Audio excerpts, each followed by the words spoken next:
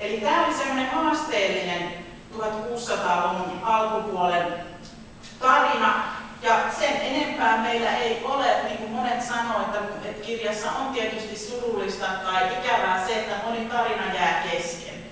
Ja se, minkä takia suurin osa näistä tarinoista jää kesken, johtuu tietysti Turun palosta 1827, koska meiltä Suomesta meni savuna ilmaan kaikki hovioikeuksien tuomiokirjat, joissa sitten tehtiin esimerkiksi se lopullinen päätös kuolemantuomioista tai näistä raskaammista rikoksista. Eli kaikki alistettiin sinne hovioikeudelle, ja kun ne on tuhoutunut, niin me ei tiedetä, kuinka moni todella pelotettiin ja kuinka näille ihmisille sitten kävi. Joskus näkee, että joku kuolemaan tuomittu on 5 vuoden päästä hääräämässä taas käräjillä, niin tietää, että no eipä ole sitten mitenkään käynyt. Hirveän paljon niitä muutettiin sitten sakkorangaistuksi, niitä ankarampia. Mutta toinen on tietysti, että lähteitä ei yksinkertaisesti 1600-luvulta ole.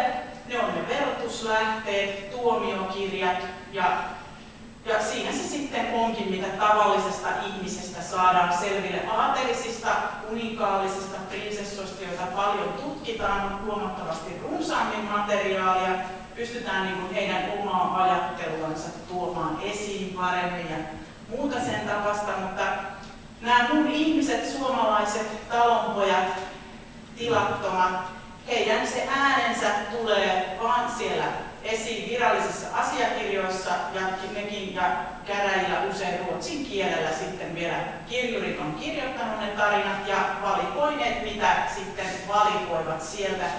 Eli se on sellaista loputonta pienten johtolankojen tiedon murusten kaivelua ja yhdistelyä, että sieltä saisi edes jonkin verran sitä materiaalia kasaan.